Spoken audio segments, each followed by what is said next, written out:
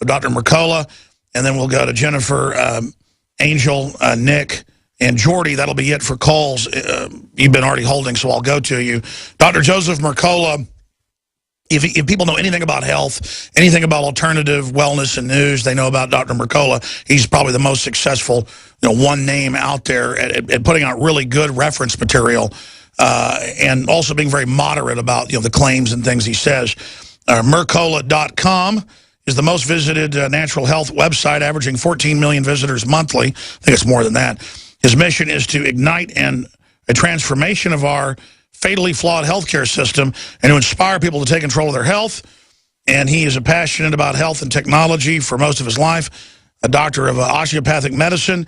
He treated many thousands of patients for over 20 years. In the mid-1990s, he integrated his passion for natural health with modern technology via the internet and developing the website Mercola.com to spread the word about natural ways to achieve optimal health.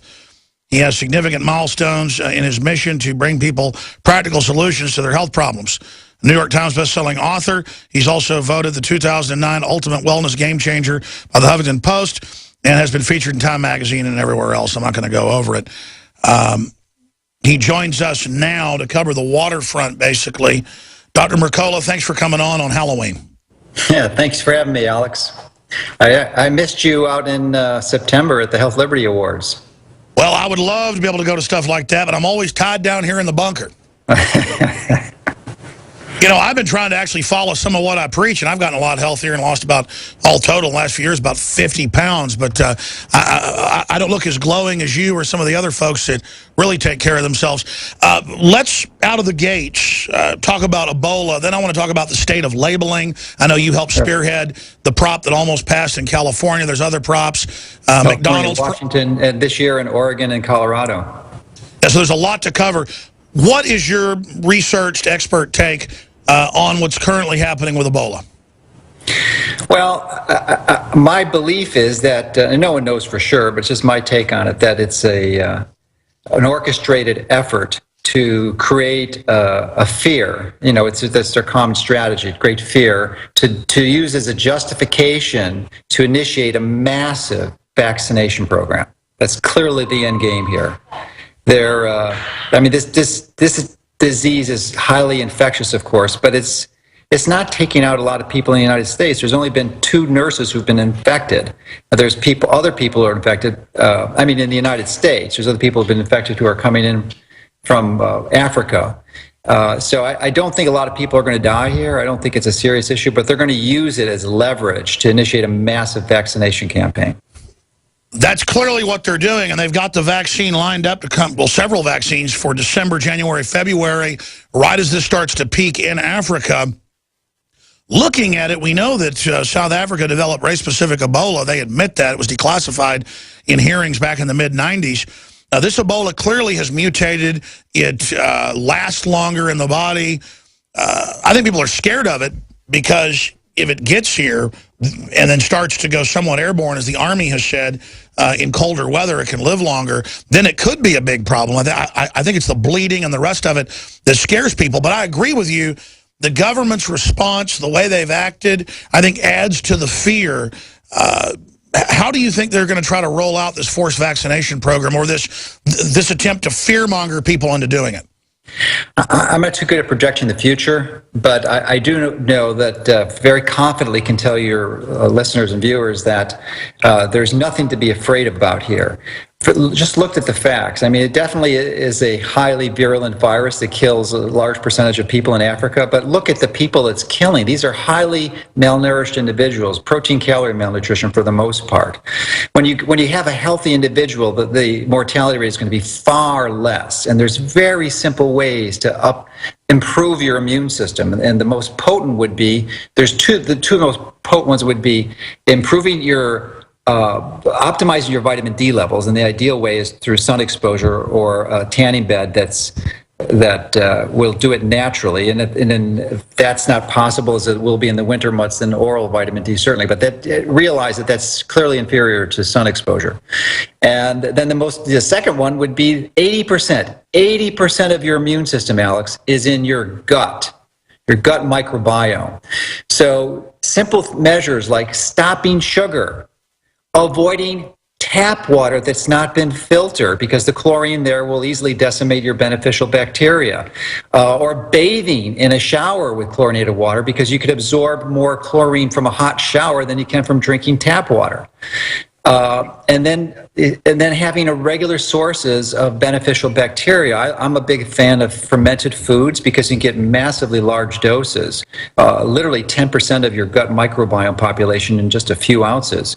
So, and you do all those together and your immune system is upregulated and you can basically eliminate just about any infection, whether it's Ebola, the flu, coughs, or colds. You won't get sick.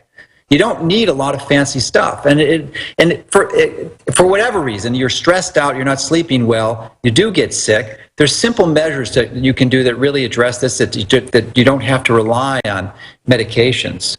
You know, there's simple therapies like certainly liposomal vitamin C, colloidal silver, and even ozone therapy, which I did a recent interview with Dr. Robert Rowan, who went to Sierra Leone, just got back last week because the president of Sierra Leone invited him to the country to use ozone therapy to treat Ebola there. But then the drug companies got aware of it and they got kicked out last week, unfortunately. But he was able to train a lot of physicians there, and most likely some of the ozone therapy trials will start soon. Think how powerful these drug companies are, that they can block colloidal silver, they can block ozone treatments, they can block things that are known in the government's own research to have massive effects, all because they want to be the saviors to sell the Ebola vaccine or the Ebola drugs. There's just got to be some way to break their monopoly of control. Well, there is a way. It's just a very clear way, and that is to take control of your health. That's clearly to be empowered to understand that you don't have to rely on expensive drugs or surgeries to address the causes of disease. That there are natural options. Many of them are inexpensive or virtually free that could radically improve your ability to stay healthy and not rely on these alternatives. It's really bizarro world, Dr. Mercola. Yeah. That people like Cass Sunstein, the White House regulations are, could put a paper out 6 years ago saying we should restrict free speech, and he gave an example of what was damaging speech, and he said sunshine is not good for you. Yeah, and now the Surgeon General, who is a former dermatologist, or still is a dermatologist, but he's massively come against that and tried to integrate into the United States public health policy to avoid the sun. I mean, it's just so highly irrational. Well, they don't want us to be well. See, you're a classy, smart guy, and you're very conservative in your approach at not being hysterical. But come on. We've got governments with all their secret lethal tests. They've been caught over and over again. When they come out and say, don't get sun, you don't need any sun, when any old-fashioned doctor would say, you're sick, go get sun, when anybody can read the thousands of studies that you've got to get moderate sun or you'll basically get cancer, they want us sick, dying, or dead, I guess. Well, I'm not sure that's the ultimate motivation of most physicians. I think that, having been trained as a physician, I could... No, I don't think the average one. I'm talking about the big policymakers. Oh, I couldn't agree more. Yeah, there's definitely a consistent effort in that direction. But the policy, who controls the policymakers? There's this revolving door of federal regulatory agencies that are bought out by lobbyists from these large corporations, frequently the drug companies, that dictate these policies. Yeah, for those that don't know, that's a great example about in Africa not letting doctors go in with ozone systems. Look at Codex Alimentarius and the UN. It's run by the multinational corporations that run the UN board. Yeah, and it's been successfully implemented for in large measure in Europe. And thankfully, we've got tremendously great organizations like American ANH, I believe it is. I forget what the acronym stands for, but they're using political lobbying to prevent those laws from being implemented in the United States. You cannot get, it's just insane. It's almost impossible to find a natural health care clinician in England, or even find any supplement that's useful. I mean, they're limited to vitamin D to 400 units. You'd have to take 10, 15, 20 a day to get the right dose. And let's be clear, they jacked the price up, they cut the allowance down to almost nothing, and say, oh, you don't need iodine, oh, you don't need vitamin D, oh, you don't. Listen to these people that say you need vitamins, that you need minerals, that, but they're lowering the RDA down and down and down. What's behind that? Well, I'm not aware that they're lowering specific RDAs, but those are just guidelines. But the key is to understand that you need healthy food. And one of my big new passions is to encourage and inspire people to really start growing their own food, even if it's something as simple as sprouts. I mean, you could have a significant portion of your food intake from sprouts, which you can raise from seed in about 7 to 10 days. So, it's organic, it's really healthy, it's bio. Well, stay there, Dr. Mercola. We're going to come back, and I'm going to look it up, but I remember having some of the folks on that have been there reporting from Codex Alimentarius and seeing it. They are lobbying to continue to actually lower in Europe. I don't mean here, but they've done it, lower what they're saying you can basically sell on the store shelves. We'll be right back. I'm your host, Alex Jones. Dr. Mercola of Mercola.com is our guest. Stay with us.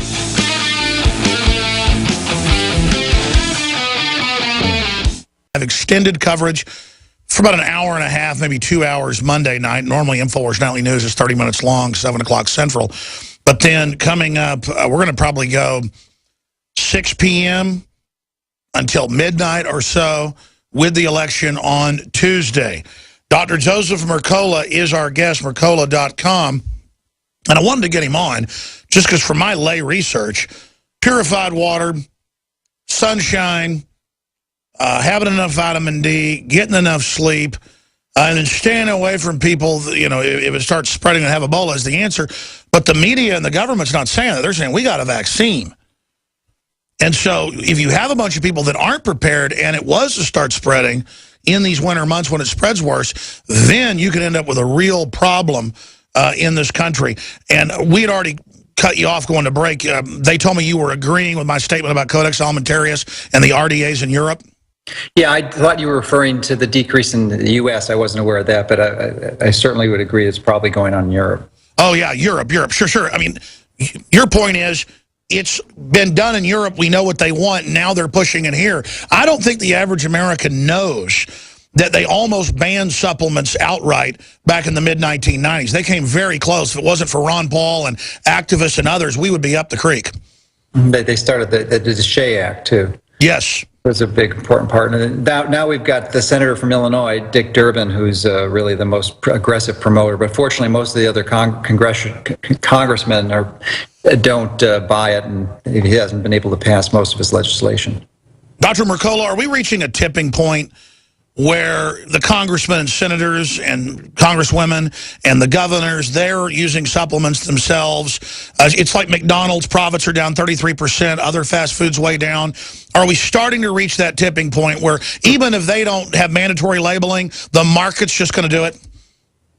I think we're getting there, getting closer and closer, especially as the economy deteriorates and there's a demand for more accountability for the resources and to make sure that you're getting what you pay for, which we certainly don't in this country, spending $3 trillion a year, and we've got miserable results. We're ranked 49th in the world for longevity.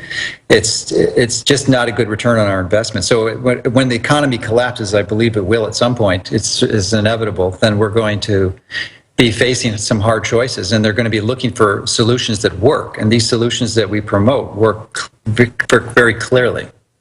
That's right. That's why alternative health and wellness is becoming not the alternative, but becoming dominant in many sectors. The empire will strike back, but where the people go, they can't stop us. You're not just a successful doctor, you're a successful businessman running your huge operation. I want to get your take on collapse being inevitable, because I agree with that statement. What type of collapse, Dr. Mercola? I don't know what it will manifest, but you can't be printing trillions of dollars every year and expect not to have some consequence of that. Now, admittedly, almost all the central banks in the world are doing it too, but at some point it's got to give up. I mean, they may keep it up for another 3, 5, 10 years, but at some point it's going to collapse, and there'll be severe scenario, probably much more severe than the Depression in the 30s in the U.S. I think that's going to be look like a piece of cake compared to what's coming. I agree. And I don't say that because it's sensational for audiences. That's what every smart person I talk to says. It's what billionaires I know say. It's what the governments are digging in for, while they try to get the public to be completely unaware of what's going on. I would think to stabilize things, they'd want to get the public ready and aware. Well, that would be counter to their purposes. I think